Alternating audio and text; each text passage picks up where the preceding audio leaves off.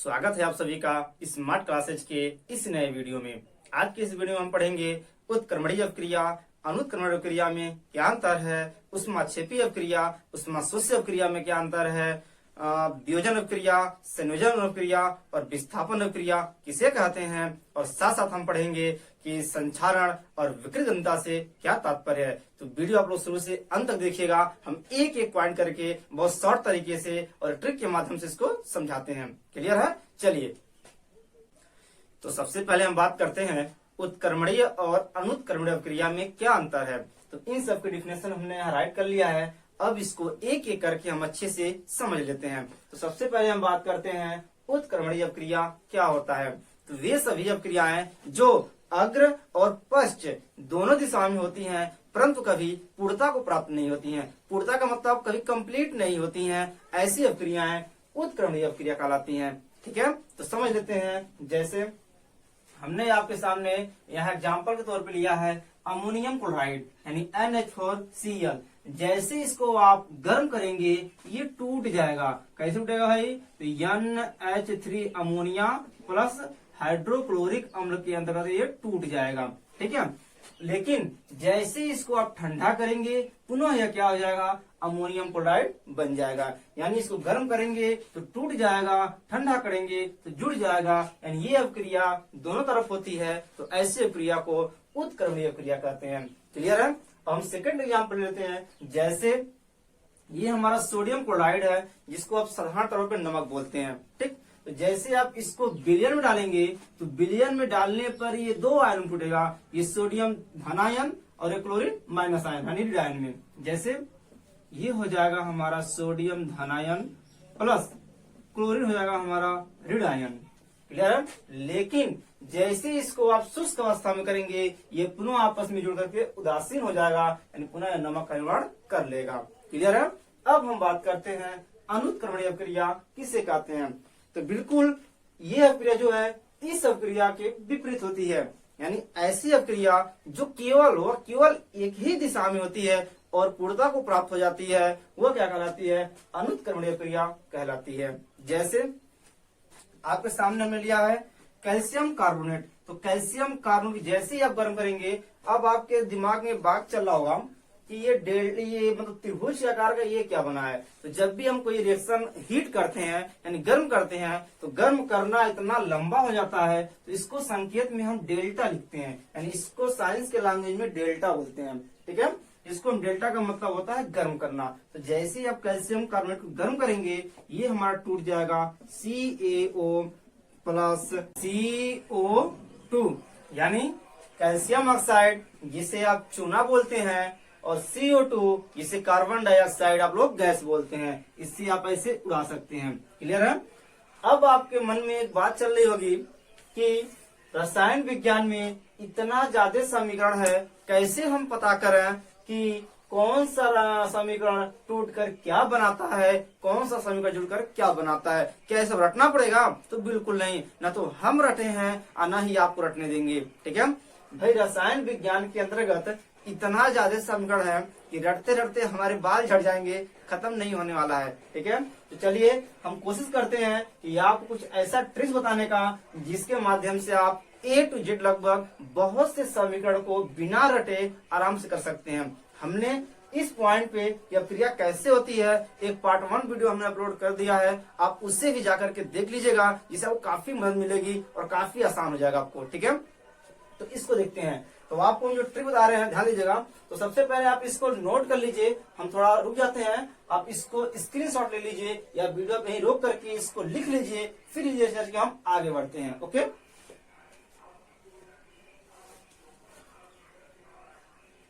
चलिए अब इसको हम इरेज कर देते हैं।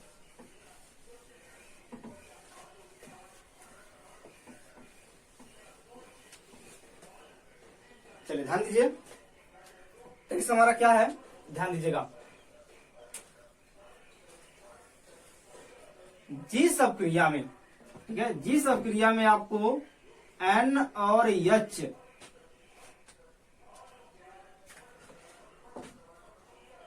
N व H नजर आए, तो तो समझ जाइएगा कि वहां पे अमोनिया गैस अनिवार्यतः बनेगी।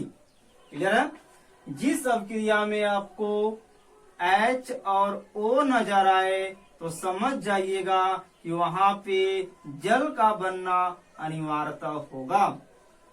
ठीक है? जिस अभिक्रिया में आपको यस और ओ नजर आए समझ जाइएगा वहां पे सल्फर डाइऑक्साइड गैस बनना अनिवार्य होगा। जिस अभिक्रिया में आपको कार्बन और ऑक्सीजन नजर आ जाए समझ जाइएगा वहां पे कार्बन डाइऑक्साइड गैस बनना अनिवार्य होगा। क्लियर है? समझ में आ रहा है? चलिए, तो कैसे होता है आपको एग्जाम्पल देके हम समझा देते हैं। तो ध्यान दीजिए यहाँ पे, हाँ, यहाँ आपके सामने ही हमने लिया है अमोनियम क्लोराइड। ठीक है? तो हमें पता है यहाँ पे N और H दोनों है, तो जाहिर सी बात है यहाँ अमोनिया बनेगी। तो अमोनिया का फार्मूला होता है NH3। तो NH3 हमने आप राइट कर दिया। जब यहाँ से NH3 निकल गया तो एक हाइड्रोजन बच गया और एक Cl बच गया, यानी हाइड्रोक्लोरिक अम्ल हमारा आराम से निकल गया। तो अब आप कहेंगे भाई हमें तो अमोनिया का फार्मूला नहीं पता है, हम तो बच्चे हैं अभी। चलिए, कोई दिक्कत नहीं है, हमें ये भी नहीं पता है तो कोई दिक्कत नहीं है भाई। तो हमें पता है क्लोरीन, क्लोरीन की संख्या एक होती है, ये एक ऋण बनाती है। तो जब क्लोरीन एक ऋण बनाती है तो इसको एक धनायन जरूरत पड़ेगी। तो एक धनायन हमारा हाइड्रोजन के पास है, तो यह क्लोरीन एक हाइड्रोजन लेकर के हाइड्रोक्लोरिक बना लेगी और बचेगा क्या हमारा NH3 यानी अमोनिया गैस बच जाएगी हमारी। क्लियर है? अब ये तो हमारा कंफर्म हो गया। अब इस पे और एग्जाम्पल देते हैं। अब यहाँ देखिए, अब इसको देख लेते हैं, इसको देख लेते हैं। जैसा कि अभी हमने सेकेंड एग्जाम्पल दिया था आपको, यदि CaCO3 है तो यहाँ आपको कार्बन और ऑक्सीजन नजर आ रहा है ना, तो सिंपल सी बात है कि यहाँ पे कार्बन डाइऑक्साइड गैस अनिवार्य बनेगा। और जब कार्बन डाइऑक्साइड गैस निकल गया तो ध्यान से देखिए कैल्शियम और एक ऑक्सीजन बच गया, यानी कैल्शियम ऑक्साइड बच गया, जो कि आराम से हो जाएगा। अब आप कहेंगे सर हमको कार्बन डाइऑक्साइड भी नहीं पता है, तो कोई दिक्कत नहीं है, बहुत सिंपल है। तभी देखिए कि भाई ये कैल्शियम प्लस है, जब ये प्लस आयन है, धन आयन है, तो यह इसको चाहिए एक ऋण आयन की, यानी एक ऑक्सीजन को ले लेगा। जब कैल्शियम एक ऑक्सीजन लेकर के निकल जाएगा तो बड़े प्यार से कार्बन और एक दो ऑक्सीजन बचेगा, जो कि CO2 के रूप में बाहर निकल जाएगा। है ना काफी आसान? अब हम एग्जाम्पल ले लेते हैं एक और, potassium sulphide plus hydrogen sulphate, इसका अभिक्रिया करवाते हैं। बहुत आसानी समझिएगा आप लोग। तो सबसे पहले अभिक्रिया कराने के लिए हम क्या करते हैं, आपको हमने पहले वीडियो में अच्छे से एक्सप्लेन किया था, और भी वीडियो जो लोग देखे होंगे उनको बहुत बेहतरीन समझ में आ रहा होगा। और जो लोग नहीं देखे हैं हम तो उनसे एक बार कहेंगे कि वो जाकर आप लोग देख लीजिए। ध्यान दीजिए, तो ये हमारा हो गया प्लस, ये हमारा क्या होगा माइनस, ये क्या होगा प्लस, ये क्या होगा माइनस। ये हमारा SO4 सल्फेट है, यौगिक है, इसे इकट्ठा मतलब ऑलरेडी यह क्लोज रहता है।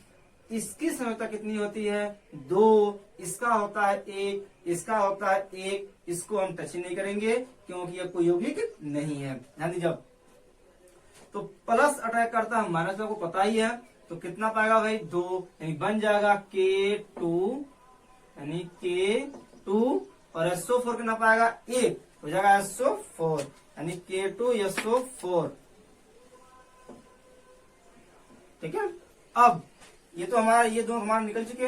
अब बचा क्या भाई, हाइड्रोजन बचा है, ऑक्सीजन बचा है और सल्फर बचा है। तो हमने आपको बताया था कि जहाँ HO नजर आए यहाँ हमारा क्या बनेगा, जल अनिवार्यता बनेगा। जहाँ S और O नजर आए वहाँ सल्फर डाइऑक्साइड गैस भी अनिवार्यता बनेगा। तो ध्यान दीजिए, या तो डटली बना लीजिए या समझ बना लीजिए। तो यहाँ देखिए, ये हाइड्रोजन प्लस है, ऑक्सीजन हमारा क्या है माइनस है। तो हाइड्रोजन किस पर अटैक करेगा, ऑक्सीजन पे, यानी इसका संख्या कितनी होती है 2। तो जैसे ही अटैक करेगा कितना पाएगा 2। और एक बात और, हाइड्रोजन संख्या 1 होती है, ये सिर्फ एक ही ऑक्सीजन पे अटैक करेगा, तीनों पे नहीं। तो सिर्फ एक ऑक्सीजन परमाणु से अटैक करेगा। तो ध्यान दीजिए, तो यह कितना पाएगा 2, यानी बड़े प्यार से बन गया H2, और यह O अटैक करेगा तो एक पाएगा नहीं O, यानी H2O बन गया। अब जब एक ऑक्सीजन निकल गया तो SO2 बच गया, यानी प्लस H2O, क्लियर है भाई, सॉरी SO2, SO2, ठीक है, ओके। अब ये तो हमारा क्लियर हो गया। अब हम एग्जाम्पल और लेते हैं, जैसे मान लीजिए हमने लेते हैं NH4Cl प्लस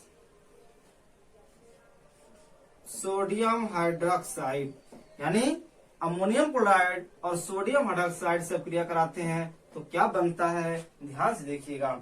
हम क्या करेंगे, सबसे पहले ये प्लस पोजीशन है, इसमें हमेशा वो वाला क्या माइनस पोजीशन है, ठीक। ये हमारा माइनस होता है, इधर क्या होता है प्लस, हमने आपको बताया भी था। तो सबसे पहले करेगा ये ठोस सॉलिड है, ठीक, ये प्लस माइनस हटा करके NaCl निकल जाएगा, यानी ये हमारा नमक बन गया, आराम से ये निकल गए। अब ध्यान दीजिए फिर से, अब आपको क्या नजर आ रहा है, OH, यहाँ पे NH, जब NH हो OH हो तो क्या बनता है भाई, जल और अमोनिया बनती है। तो ध्यान दीजिए यहाँ पे H क्या है, प्लस है, यहाँ पे O क्या है, माइनस है। तो कौन किस पे अटैक करता है, प्लस अटैक करता है माइनस पे। तो ऑक्सीजन क्षमता कितना होती है, 2 होती है। तो सिर्फ एक हाइड्रोजन हमेशा कभी भी अटैक करता है, कभी रिएक्शन करे तो ओनली 1 परमाणु अटैक करती है, तीनों या चारों नहीं।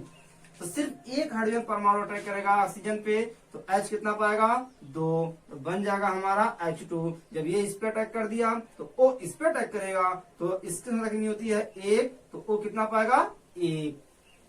क्लियर है। अब ध्यान से देखिए, जब एक हाइड्रोजन परमाणु निकल गया तो NH3 बच गया, जो कि हमारा क्या बन गया, अमोनिया बन गई। देखिए भाई, है ना काफी कमाल काम। यानी हमने देख बड़े प्यार से समझाया कि जहाँ O और H नजर आएगा वहाँ जल बनेगा, जहाँ NH नजर आएगा अमोनिया बनेगी, जहाँ SO नजर आएगा सल्फर डाइऑक्साइड बनेगी, जहाँ CO नजर आएगा वहाँ कार्बन बनेगा। और हमने आपको एग्जाम्पल देके समझा भी दिया। तो अब हम पढ़ते हैं उष्माक्षेपी अपक्रिया और उष्माशोषी अपक्रिया में क्या अंतर है, ठीक। तो हमने इसको यहाँ पे राइट कर लिया है। अब इसको अच्छे से हम पहले समझ लेते हैं। सबसे पहले हम बात करते हैं उष्माक्षेपी अपक्रिया किसे कहते हैं। तो जैसा कि आप लोगों को नाम से पता चल रहा है कि उष्माक्षेपी यानी उष्मा का क्षेपण करने वाला, यानी उष्मा का उत्सर्जन करने वाला। तो वह अपक्रिया, यानी इसकी डिफिनेशन क्या होगी, वह अपक्रिया जो उष्मा का उत्सर्जन करती है उष्माक्षेपी अपक्रिया कहलाती है। क्लियर है। जैसे